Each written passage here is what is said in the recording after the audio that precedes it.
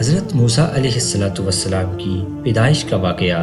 ایک رات فرعون نے ایک خواب دیکھا کہ شام کی طرف سے ایک آگ آئی اور اس آگ نے تمام گھروں کو جلا ڈالا، جبکہ بنی اسرائیل والے محفوظ رہے۔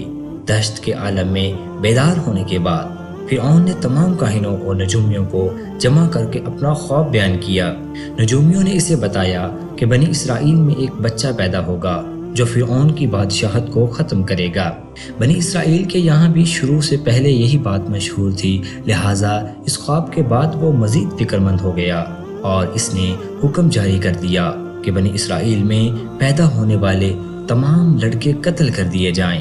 اس حکم کے مطابق فرعون کی حواری اور اس کے سپاہیوں نے ہر ممکن قدم اٹھایا تاکہ کوئی بھی نومولود لڑکا زندہ نہ بچ پائے، لیکن اللہ کے فیصلے اٹل ہوتے ہیں۔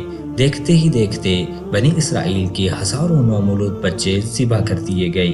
ان دنوں حضرت موسیٰ علیہ السلام کی والدہ اپنے حمل کے ابتدائی دنوں میں تھی۔ اللہ نے ان کی حفاظت کا سامان اس طرح فرمایا کہ ان کی والدہ پر معمول کے مطابق حمل کے آثار ظاہر نہیں ہوئے، جن سے آپ فرعون کی چھوڑی ہوئی دائیوں کی نگاہ میں نہ آئے۔ انہوں نے اس بات کو چھپائے رکھا یہاں تک کہ پیدائش کا وقت قریب آن پہنچا اور انہوں نے بچے کو جنم دے دیا۔ اس بارے میں سوائے قریبی لوگوں کے کوئی اور نہیں جانتا تھا۔ نجومیوں نے فرعون کو اطلاع دی کہ بچہ پیدا ہو چکا ہے۔ اس اطلاع نے فرعون کو بدحواس کر دیا۔ اس کے سپاہیوں نے گھر گھر تلاشی شروع کر دی۔ حضرت موسیٰ علیہ السلام کی والدہ پریشان تھیں۔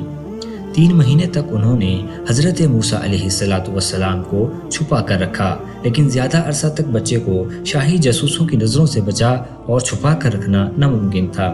پھر بھی وہ اپنی پوری کوشش کرتی رہی، یہاں تک کہ ان کے پاس اللہ کا حکم آ گیا۔ یہ حکم اللہ نے ان کے دل میں ڈالا تھا۔ حضرت موسیٰ علیہ السلام کی والدہ کے دل میں خیال آیا کہ تابوت کی طرح ایک صندوق بنایا جائے اور اس میں بچے کو اس صندوق میں رکھ کر دریائے نیل کے بہاؤ پر چھوڑ دیا جائے۔ حضرت موسیٰ علیہ السلام کی ماں نے اللہ کے حکم کے مطابق بچے کو صندوق میں رکھا اور دریا میں چھوڑ دیا۔ ساتھ ہی موسیٰ علیہ السلام کی بہن سے کہا کہ تم اس کے پیچھے پیچھے چلتی جاؤ، لہٰذا وہ دریائے نیل کی موجوں میں چلے اور ان کی بہن کنارے کنارے چلی۔ صندوق بہتا ہوا محل کے تالاب میں پہنچ گیا۔ وہاں فرعون کی بیوی اور خادمائیں لطف اندوز ہو رہی تھی کہ صندوق پر ملکہ کی نظر پڑی۔ اس نے کنیزوں کو حکم دیا کہ صندوق کو تالاب سے نکال لاؤ۔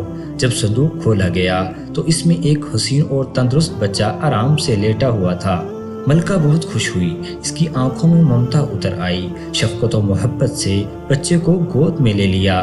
ملکہ نے سوچا کہ اس بچے کو بیٹا بنا کر پالنا چاہیے۔ محل میں کسی نے خدشہ ظاہر کیا کہ یہ بچہ بادشاہ کی سلطنت کو ختم کرنے کا سبب بن سکتا ہے۔ فرعون کے دل میں بھی یہ خیال آیا کہ کہیں یہ بچہ بنی اسرائیل کا وہ لڑکا نہ ہو جس کے بارے میں نجومیوں نے پیش گوئی کی تھی۔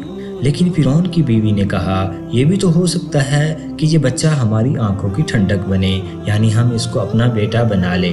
اس پر فرعون نے کہا یہ صرف تیری آنکھوں کی ٹھنڈک ہے، میری نہیں۔ میں نہیں چاہتا بنی اسرائیل کا کوئی بچہ میری نگرانی میں پلے، لہٰذا یہ صرف تیری ہی آنکھوں کی ٹھنڈک ہے۔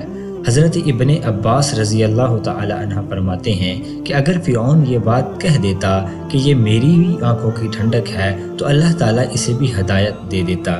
ملکہ نے اس بچے کا نام موسیٰ رکھا، جس کے معنی ہے کہ وہ شخص جو پانی سے نکالا گیا ہو۔ بچے کو جب محل میں لے جایا گیا تو اس نے دودھ کے لیے رونا شروع کر دیا۔ بچے کے پاس دودھ پلانے والیاں لائی گئیں، لیکن بچے نے کسی عورت کا بھی دودھ نہ پیا۔ جو عورت بھی آپ کو دودھ پلانے کی کوشش کرتی ناکام ہو جاتی۔ ادھر موسیٰ علیہ السلام کی بہن دور کھڑی یہ سب دیکھ رہی تھی۔ موسیٰ علیہ السلام کی بہن نے فرعون کی بیوی سے کہا کیا میں تمہیں ایسا گھر نہ بتاؤں جو اس بچے کی تمہارے لیے پرورش کرے اور اس بچے کی خیر خواہ ہو، اس لیے کہ وہ ایک غریب گھرانہ سے ہے۔ جب انہیں معلوم ہوگا کہ یہ بچہ فرعون کے گھر سے آیا ہے تو انہیں انعام و اکرام ملنے کی امید رہے گی۔ اس گھر میں نیک سیرت خاتون ہے، وہ اس بچے کو بخوشی دودھ پلانا قبول کرے گی۔ فرعون کی بیوی نے کہا چلو ٹھیک ہے، لہٰذا آپ کے بہن انہیں گھر لے کر آئی۔ محترمہ نے بچے کو دودھ پلایا تو آپ نے فوراً دودھ پینا شروع کر دیا۔ اب چونکہ بچے نے کسی اور کا دودھ پینا قبول نہیں کیا تھا، اس لیے وہ خود بچے کو لے کر آتے تھے، اس لیے موسیٰ علیہ السلام کی والدہ کا بے حد احترام ہونے لگا۔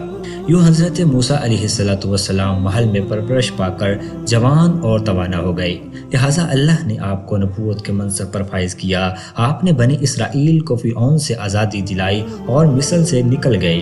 فرعون بنی اسرائیل کو ختم کرنے کے لیے لشکر لے کر روانہ ہوا۔ جب بنی اسرائیل بحر احمر کے قریب پہنچے تو اللہ نے ان کے لیے دریا کے بیچ سے راستہ کھول دیا۔ یہ وہی موقع تھا جب فرعون کا وہ خواب پورا ہونے والا تھا اور اس کی بادشاہت اور لاؤ لشکر تباہ برباد ہونے والا تھا۔